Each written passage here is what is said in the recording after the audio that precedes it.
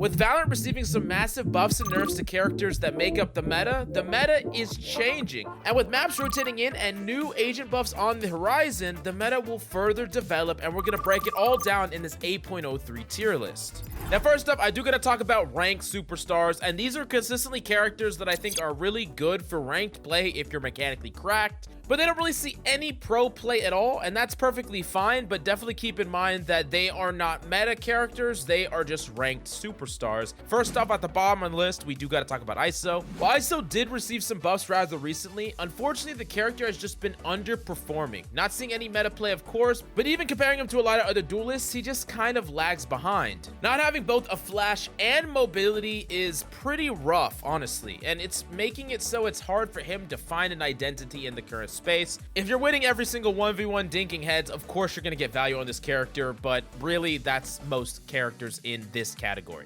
Now, next up, of course, we do gotta talk about Raina, and Raina has been the ranked superstar for the longest time, basically converting your mechanical skill and your smart engagements into value directly. Now, in order to make it so that Raina is worth the pick in your games, you should really be fragging out and getting a lot of kills. Like, if you're going to be consistently dying, consistently not getting these trays, getting dual frags, finding ways to use your ability to take 1v1s, multiple 1v1s in succession and win them, you're not really getting a lot of value out of the character. Like, if you're consistently bottom fragging on this character, then you're definitely gonna need to be grinding your mechanical skill, because a Raina that is at the bottom of the leaderboard over and over again, you're not doing a lot to win these games, because Raina doesn't have a lot of intrinsic value. A huge amount of her value is directly tied to how good you are mechanically. But on SkillCapped, we have the best mechanical warm-up guides imaginable. If you really need to find that perfect routine to develop your aim, whether it's with training drills, warming up, mastering aim and peak duels,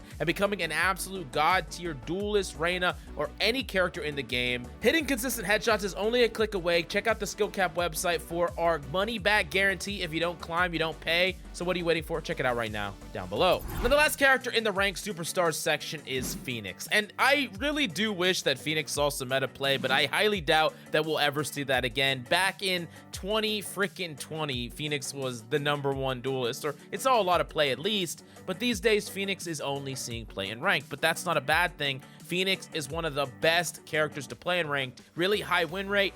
He's capable of doing a lot of different diverse things, so no matter what you come across in a game, you can find a way to get value, and I think he's a really, really good multi-dimensional duelist that allows you to kind of approach any ranked game and still find a way to carry it or get value. So overall, I definitely put him at the top of the ranked superstars list. Now, let's move on to D tier, and the character that we do gotta talk about in the D tier is still, unfortunately, only Deadlock. Now, Deadlock's best map is in the map pool as an icebox, and that's okay, but still, even outside of all the buffs that Deadlock received quite a bit ago, she's still lagging behind, unfortunately. Deadlock is still struggling to find her identity, and overall, I don't think that Deadlock has the power to overcome some of the problematic weaknesses in her kit, and I think that more buffs are needed, or maybe even more fundamental reworks of the character. If you become really good at fast decision making or setting up on the fly, you can definitely still get value out of her, but from a meta perspective or from a top-down perspective, Deadlock is just lagging behind all the other Sentinels in the game. Next up, we do gotta talk about C tier, which is characters that are either a bit underpowered, but they still see some play on the right conditions, or they're characters that their map is not in the map pool right now. And first up, I will say Sage. Now, Icebox is one of Sage's best maps, but I think that this has been happening for quite some time, where Sage has just pound for pound been weaker than a lot of the other options. Whether that's double duelist, double controller, or some of the other Sentinels, Sage is just lagging behind a bit compared to a lot of the other characters in the game. Even on her best map, she's really not amazing. Like, she's not performing that much in pro play. Now, the secret though is that Sage actually has a pretty high win rate in ranked play across most ranks. So the character is still perfectly fine in ranked play, but I do think that as people get better, as you climb the ranks, she gets worse and worse. So I would definitely say that you could play Sage on Icebox, but I wouldn't necessarily one-trick her this season. Now, next up in the C tier, unfortunately, we have Neon, a character that I do think could actually be quite a bit better than C tier if you're combining her all the time with a Breach, but Her best map by far is definitely Fracture, not currently in the map pool. So that is unfortunate for Neon. When you're picking her instead of Raze or Jett, which is kind of hard to justify when those characters are just so good and so consistent without the need of a designated setup character like Breach all the time. So yeah, Neon's a little bit less flexible in that regard. Still a fantastic character for ranked play, and if you get really good with her, you can definitely still dominate. So overall, I'm putting her in the C tier. But last up in the C tier, we do got to talk about Harbor. And Harbor is mainly used in double controller setups. I think that there are some interesting Harbor techs going around in ranked where we're seeing Gekko Wingman go in plant and then Cove from Harbor protecting it. And we're also seeing Harbors get a lot of value in ranked play. I think like solo Harbor controller can actually work on a lot of maps, surprisingly, because there's a lot of simple strategies that work in ranked play, simple rush strategies,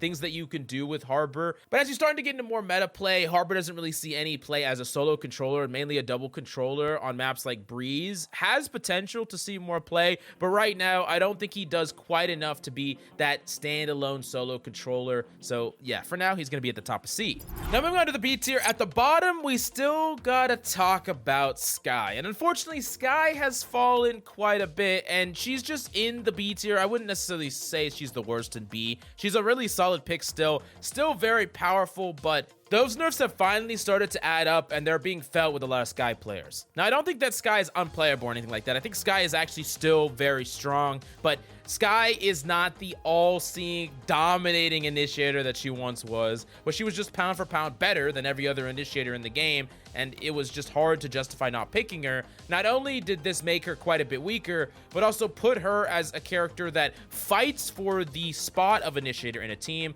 not the one that just keeps consistently taking it home. So it leaves a lot of room for other initiators to kind of rise up, which is what we're seeing more and more this patch. And next up in the B tier, we have Chamber. And keep in mind that we are talking about 8.03 buffs to Chamber that are coming soon, making him a bit stronger. Not to mention he's pretty good on both Lotus and Breeze, which are in the map pool right now, which is definitely good for the character. Now, the only thing that is kind of holding Chamber back is the fact that Cypher is just so damn good right now. Like, it's hard to justify picking Chamber over Cypher. You could see a world where maybe you're picking Chamber and Cypher, but then you're lacking a lot of that aggressive utility, especially on offense, so it's a little bit hard to justify there. I think really Chamber is only down here because of competition, but a little bit more buffs or maybe nerfs to some of the other Sentinels in the game, and all of a sudden Chamber could find himself quite a bit higher than he is right now. Next up, we do gotta talk about Brimstone, and Brimstone's just a really solid character, period, and with Bind still in the map pool, he's still a very, very good pick. He sees some pick rate on some other maps.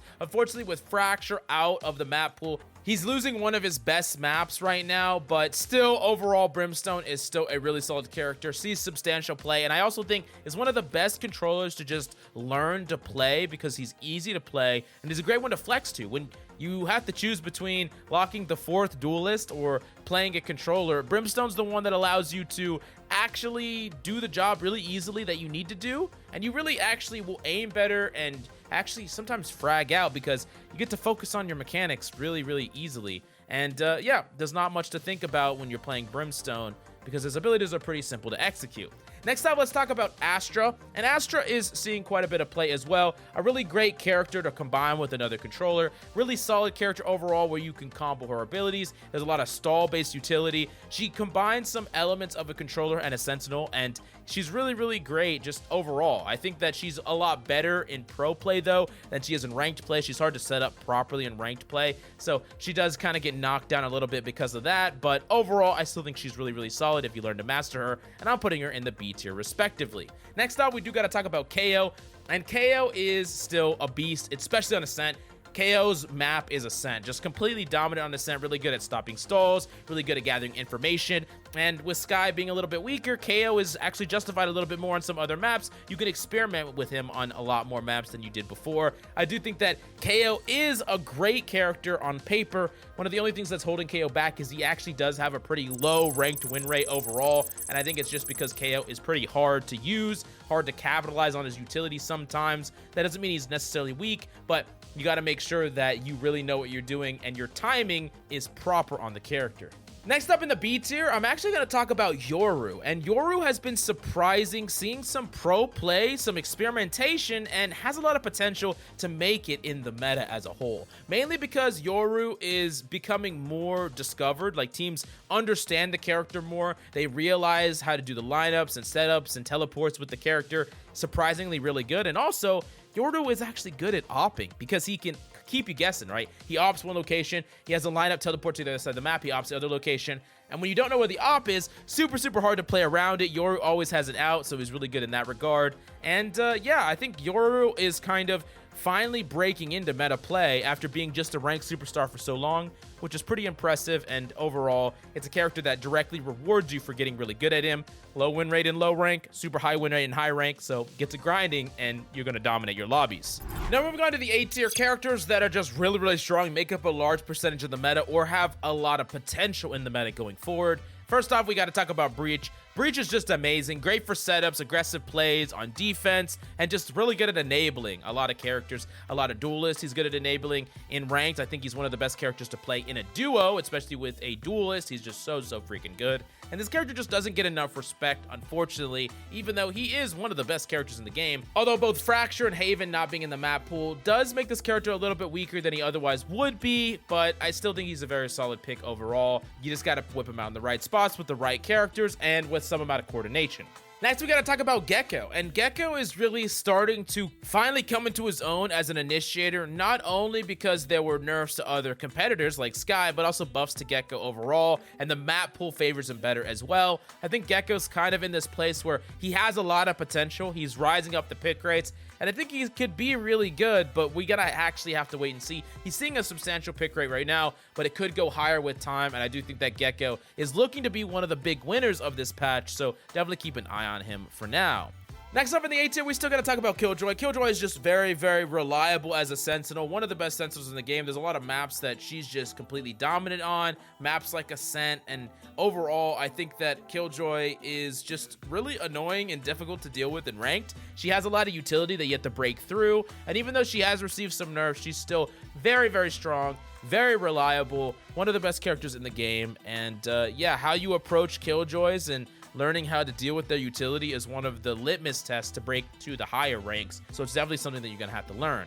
Next off in the A tier, we have Fade, and I think a Fade is another big winner when we talk about Skye, because all of a sudden now it's more competitive. Like before, Skye was just like pick Skye, right? And now it's like you're probably gonna pick Fade, but you might pick Skye sometimes. But overall, I think Fade kind of edges it out a little bit more, and I think that Fade has always been in this place where she's strong.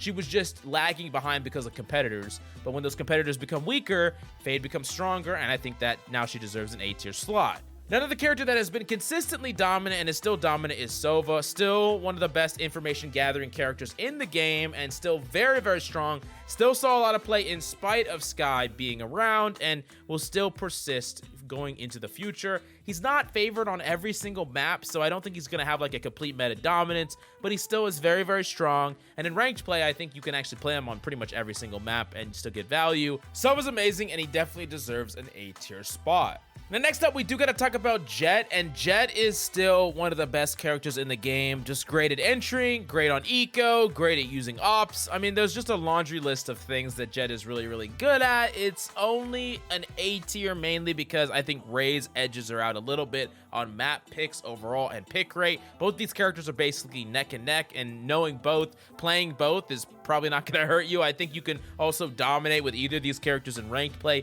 So it's perfectly reasonable. You could put them both in A, S, it doesn't really matter. They're just some of the best characters in the game, and I think everyone kind of still knows that. That's not going to change anytime soon, and unless we see massive nerfs to these characters, they're going to be up here as meta definers for the foreseeable future. Now, moving on to S tier, we do got to talk about Omen. And Omen is just kind of a do-it-all right now. He's just really good at doing his controller job. He's really good at lurking. He's really good at creating openings onto site. He's good at even teleporting in and being aggressive post-utility. You play him almost like a duelist after you utilize your utility to help your team engage. Now you can get aggressive. You don't have a lot of utility afterwards, so you get a little bit more proactive. Maybe you trade. You take the first engagement, then you trade and allow your teammates to trade you back, and you're going to be able to do your job, and then get value in the trade. So there's a lot of things you could do on Omen that's really, really strong. Not to mention for ranked play, I mean, lurking is just super, super busted. So yeah, overall, Omen is just a great character. He's seeing a lot of play, and he looks like he's just going to be a very reliable meta pick for the foreseeable future. Now, Viper is definitely going to be an S tier, and I think she's going to stay S tier basically forever, unless we get like a really weird map pool. But there are maps where Viper's needed, and Icebox is one of them, and Breeze is one of them, and those maps are in the map pool. She's good on a lot of other maps as well, and she plays in double controller setups as well. I mean, right now, she's just kind of a monolith where you just need Viper. A lot of the times, you just have to have Viper, and that's been both pro play and ranked play alike. I think they're going to be coming out with a controller next for the next agent, and they really need to come up with a character that can fight Viper for her spot, because right now it doesn't really matter how you change Viper, buff, nerf, how you move her around. Doesn't really matter. She's necessary. She's just completely necessary on these maps, so her dominance is not changing anytime soon. Now, a character we did mention is Raze. Raze is just the #1 duelist right now. Really, really great at taking space on site. Decent at breaking utility, although not as good as she once was. Rest in peace, Toby Keith. But Raze is just a really great character, and honestly, one of the best ranked characters as well. Also, one of the best solo carry characters as well. I keep preaching about how good Raze is. Just one of the characters that can just do it all, and I think really, really great to play, pick up, learn in this meta, and pretty much for any meta in the game. If she wasn't in the S tier for meta play, she would still be the best ranked superstar. So yeah, I'm glazing Raze, but it is what it is. Now, last up in the S tier, we do got to talk about Cypher, and Cypher is just kind of amazing with a lot of these trips on Sunset, on Breeze. Cypher is just him right now. He's just him. He's just too freaking good, too freaking strong, too freaking reliable. Cypher's just one of the best characters in the game, and he's one of those characters that is just really hard to play around. Whether it's with his double info ultimate or his re-emerging trips, Cypher has just gotten buff after buff, quality of life change after quality of life change, and it's all kind of added up and culminated. Plus, with the maps favoring him perfectly right now, Cypher is just really, really good, and you have to learn how to play against him or you learn how to play him. I mean, that's just kind of how it is. But if you want to dominate further in 8.03, then check this out. Now, if you're looking to climb, you're not alone. In fact, we've helped thousands of players just like you climb the ranks faster than you could even imagine. We've even recently created a brand new course showcasing the exact advice given to players just like you to help them climb stupid fast. You'll take a look at one-on-one coaching sessions and how our coaches simplify the game into easy to follow steps that will instantly skyrocket your rank. The incredible thing is, you don't have to take our word for it because we offer a guaranteed climb or your money back. We stand by our product and we truly know that we can help you climb. So what are you waiting for? Check it out right now down below.